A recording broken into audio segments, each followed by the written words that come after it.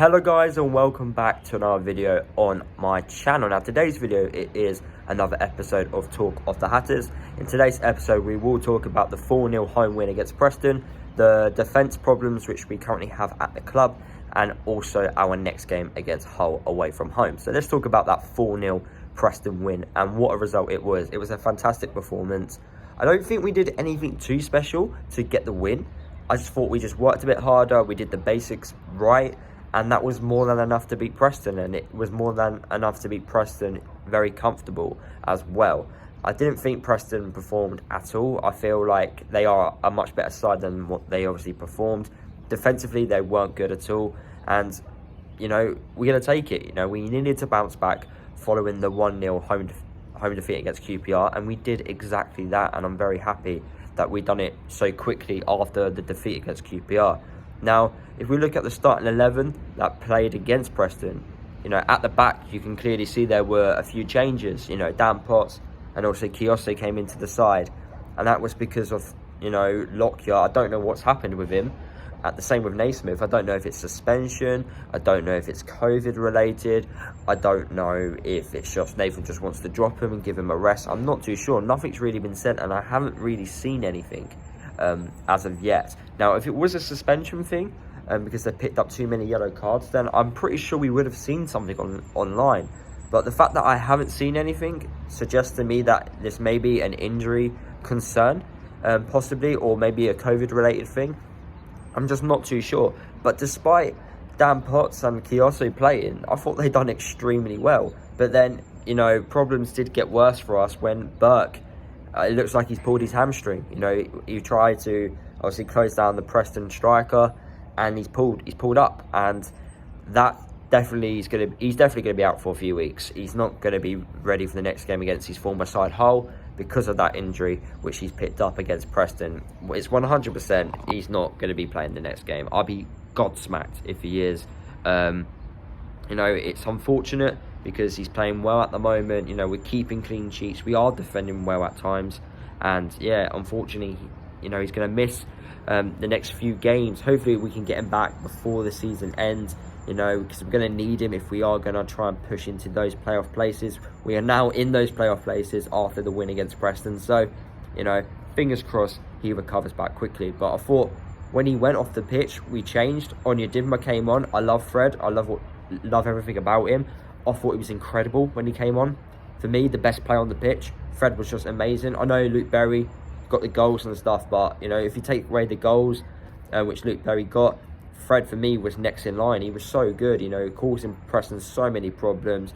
Also from set pieces, he isn't the tallest guys, but yet he had a few chances from set pieces, and he also scored from one of them as well. So for me, Fred, I feel like he's put his name forward to Nathan Jones to say, play me in these next upcoming games, because Fred for me is definitely a good player. But despite when Fred came on, we still kept it to a 5 at the back, which I was extremely shocked with. James Bree played as a right centre-back. I never thought I would ever see that happen, but we did, and it worked, and we still got the 3 points, which is great to see. Now, because of those, you know, defensive things which we've got at the moment, it's going to be, who's going to be the defenders for the game against Hull, you know? Obviously, Dan Potts, he can play left-sided centre-back, no problem there, but he's injury-prone. Kiyose, I feel like he can definitely play as a centre-half. Osho, he's currently injured, so I don't know whether or not he will be fit. We've got Bradley, who's had an operation, so I don't know if he's going to be fit. Naismith, obviously, don't know nothing about him yet. Lockyer, we don't know what's happened there. Burke's picked up an injury, so we've got a few injury problems at this moment in time. So fingers crossed, it's not too bad. We've got one of the best defences in the league, despite that. So we may have to change to a 4 at the back. I'm not too sure. Or we're going to have to play players out of position. You know, Elijah Adebayo, back in, you know, his Fulham days, he played as a centre-half. I don't think we'll see him as a centre-back, but, you know, we may have no choice. The way it's going, it's getting bad for us. But fingers crossed, it all works itself out, and our defensive, you know, selections, you know, come better by the weekend. Now, talking about the weekend, we are playing against Hull away from home.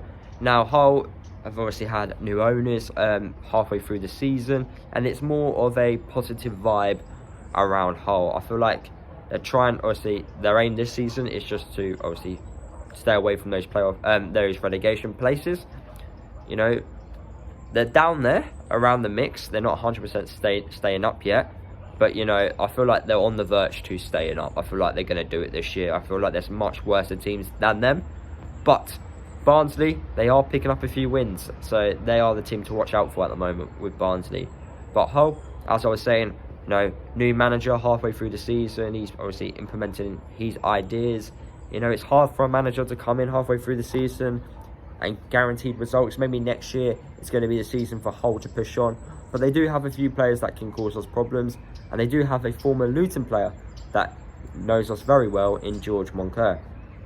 George Moncur, we know set pieces, free kicks. Don't give Hull any free kicks outside, you know, our box, which is in shooting range. Because, you know, Moncur, he knows how to score them. So, fingers crossed we can obviously don't do that and allow them that. But I feel confident going to the whole game despite our defensive issues.